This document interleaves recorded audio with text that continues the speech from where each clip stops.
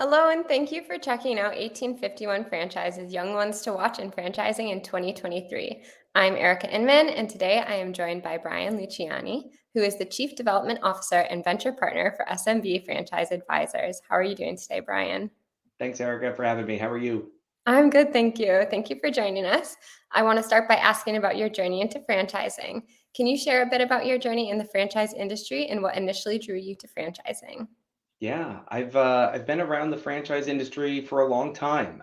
Since I was in high school, actually, my uncle is the founder of SMB Franchise Advisors, Steve Biegelman. And while I was interning and doing all kinds of things through high school and college, passing out trade show brochures and pamphlets, working on some back end support for the company and for some clients, really got insight into and learning about what the franchise industry is and what these growth options are for businesses, right? And franchising is a really, really strong one. After college, I went into investment banking and actually did a bunch of different routes there, building some venture backed startups, as well as working in operations and technology and all kinds of parts of big banks. And what I constantly came back to as I was banking founders and working on this venture sort of capital driven environment, you put a lot of debt on your business. You're growing an idea with a valuation on it, but there's nothing there yet. It's still very, very risky, right? And the franchise model takes all of that risk from a franchisee, from an owner, from a development perspective, out of the core business.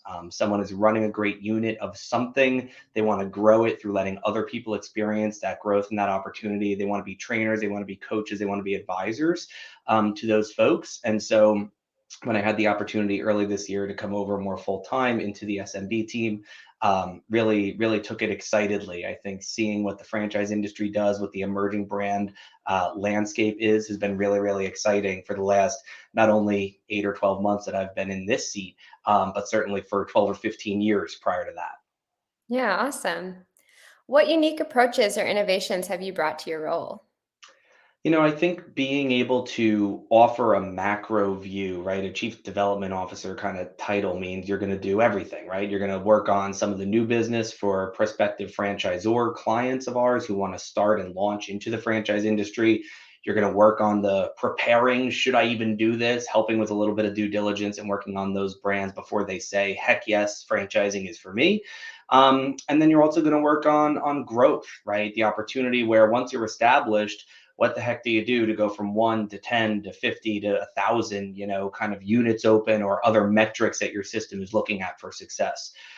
Between the background in banking and operations for banks, as well as on the venture startup side, I think I really offer a lot of the perspective from an investment area that not only means, hey, dollars at this, but also means time, right? Time to action, advisors around you, the people who will help you navigate and avoid those pitfalls and potholes on your journey to grow your business.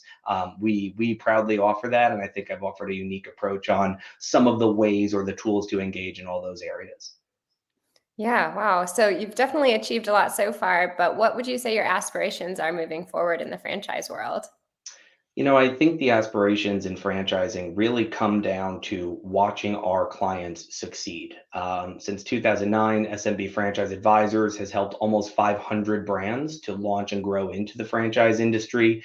As we've done that level of work, I think the ones who rise to the top are the ones who take that advice and run that support model and really want to be franchisors. You're joining a new industry, right? And so what does success look like for me or some of the aspirations in this would definitely be to focus on how we get those clients fully up that bell curve to not only in the middle of a happy place, but really, really seeing the growth and the opportunity that they do want to see for their brands, because that's the level of strategic engagement and relationship engagement that we take really, really seriously. And I think there's just a huge white space still for engaging with those people and finding them no matter where they are in their own franchise journey today.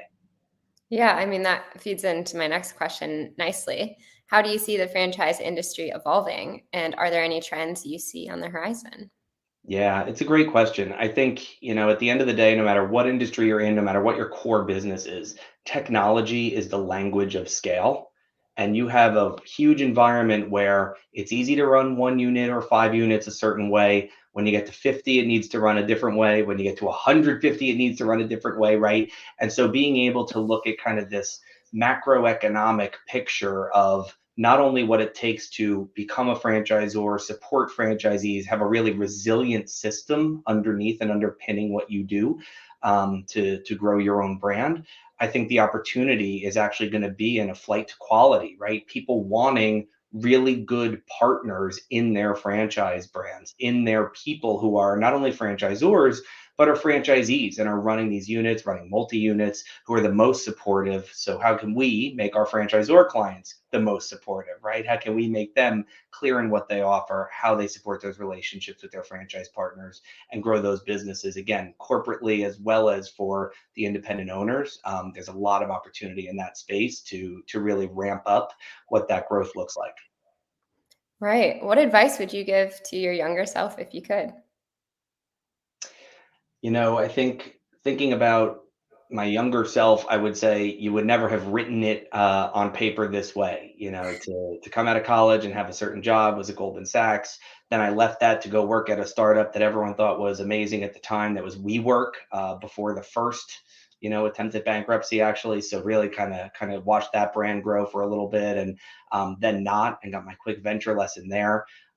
Really knowing what the fund dynamics are in the venture environment around not only technology, but really anything that scales. And so being able now to sit at SMB, work on a lot of our fund strategy, the way that we want to invest in brands, the way that we want to be stakeholders and shareholders and long-term partners with the select brands, based on our mandate, based on the sort of relationship driven capital and opportunities that we bring to the table, I think is really going to position a flywheel for not only the technology that helps you grow, not only the systems and franchising that you put in your FDD, in your operations, all the core stuff to your new business, right?